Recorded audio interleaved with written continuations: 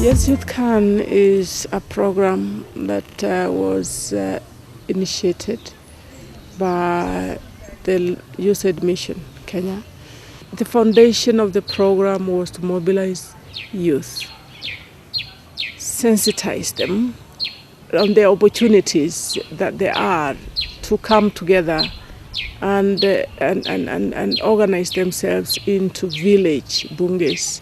The USAID felt important that they find a way of engaging youth into a very busy way, but of course in a lively manner, in a manner that they can earn a living, so the politician cannot simply come and take advantage of them. It was the initiative of Yes Youth Can, when it came here, did what we call asset appraisal. We discovered the potential that we have. Then the need of coming together and sharing, because all of us discovered we have good ideas, but my ideas could not help me. But when we came together is now when we are moving forward. So what the program did, mobilize the youth into formation of village youth bunges across the county. At the village, we have the youth groups that are known as youth bunges. From the village level, 2 people come from the village to the constituency level. At the constituency, we elect 4 people who will form board members at the county forum, and we also elect the leadership of the constituency. At the county bunge forum, the 4 people elected in the constituencies elect their officials, and we have 7 executive members. After registration, they were to then, of course, registration required that they have objectives which are embedded in their constitution, and therefore they have a constitution in place. Initially, the youths have felt excluded from, of course, the institution which should have been governing them, and again, just being disconnected because they are not organized. So as we speak today, we are able to mobilize almost 40,000 plus youth are now into those legitimate structures, and we have organized them from the bunge level to the county level up to the national level. So young people now have got a vehicle in which they can stand and communicate to the world that, look, we are here, this is our platform, this is where we discuss our issue, this is where we can cry, and this is where you can get us. The main challenge that is specific to the youth is lack of vision and being impatient. They want things that are quick and things that are done for them. Some of them are quite short-sighted. They don't think about very many years to come. They feel they'll be youth forever. The biggest percentage of youth membership in those bunges have not attained post-secondary school education. So when it comes to opportunity, they tend to be left out. And they have seen this program as giving them that opportunity to start somewhere. There were very high expectations, so managing the expectations of youth was quite challenging, but also interesting. Their perception was there is money that will flow from the U.S. government directly to them without understanding that this is a development program. And so the understanding that a development program requires systems and mechanisms to be put in place, capacity enhancement, and the money will go through those systems and to eventually put a change in youth and the communities was not understood then. So managing those expectations was really a challenge. There was opportunities identified and an action plan developed of what the youth wanted to do in that village. From the action plans, then we got the activities that the youths are doing currently. One of it being, in fact, across all the constituencies, there is poultry keeping that they are doing. There are horticulture activities. There is fish farming in some areas. Some are engaged in informal businesses, selling groceries, doing saloons and barber shops.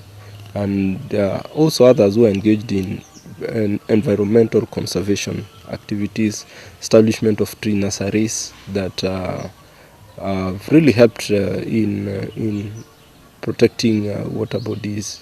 And there are also doing community cleanup activities for impact, and so that they can also contribute to the community. Kama vijana wa Buhala tunapanda njugu, tunavuka local poultry, alafu na horticulture, tunapanda tisaka, umrere, kunde, sukuma, hii ya kienyeji, sio ile ya kizungu, alafu na amaranth. Chambaya Village Youth Bunge tunafuga kuku na tuko na miche ya miti. Kwa sasa tuko na kuku 50 na tunapata kreti 1.5 kila siku. Kazi ambayo tunafanya, tunaunda masufuria. Sufuria, frying pan, karaya, nyungu, pas. Tunaunda hizo na vijiko. I'm an entrepreneur in Vihiga County, Mbale town. I'm dealing with timber business.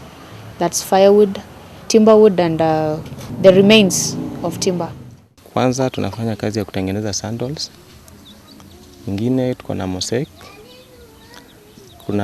Tuko na watu wa kutengeneza sabuni. Na pia kuna watu wako na fish ponds. Basically, when we sat down, we saw that there is a business gap somewhere. We felt that if we could produce a tree and take it to market, we could fetch some cash to help ourselves. We came up with a number of activities, but we ranked some of them. So we decided to rank water project as our first priority. And we decided to come up with a construction of tanks, because within our place it's a hilly place, and there's some water that we have water that is stored, rainwater that is stored underground. So this water is wasted, and we say if we can collect it at one place and then we serve it with our members, it will be better. Sasa mradi wa Yes Youth Can imetusaidia kwa sababu kama sisi vijana hatukuwa tumejua tunaweza tengeneza kikundi, alafu tuwe tukikaa tukitengeneza mambo yenye yanaweza kutusaidia. Yes Youth Can has also benefited me because it has been able to pump over 300,000 shillings for me to train as an entrepreneurship trainer. Yes Youth Can ndio ilifanya nikajua mambo na vikundi na training tofauti ambazo waliweza kunisaidia nikafaidika nazo, kama zile za financial management, record keeping, waliweza kunisaidia nazo, na pia mambo na biashara. The differences I'm seeing in the community is development, because the youths are energetic and they have to work. So we can now find food. They can even work for themselves bila kuambiwa. One thing is true about the youth is we are very strong and energetic, and our energies can be used in both ends, positively or negatively. So it's about time for us to direct each other, what I would call positive peer pressure. So if we can put ourselves in a structured way, we can even determine the economic direction of these things. Being a youth does not mean that you have no opportunity, you have no experience. If we use what we have, we'll definitely get that which we don't have. The Yes Youth Can program has given them an opportunity to see opportunities within where they come from, something that they never used to see. Within the county, the youth have a legally accepted and recognized organization that its representation is drawn from the youth and is vibrant. So as they grow their membership, I believe that the future would be very great. So far, the program has achieved quite a lot. We have youth organized. That's a very impressive result. Youth are organized from the village level up to the county level. So it has generated a network of youth within the region, but also in the 4 counties. It's also a result that is attracting other partners, because then it's easier to use the network and reach the village in whichever sector that you want to work in. From the county level, they also link up with each other at the national level, and so they have formed the national Youth Bunge Association, to which they are members.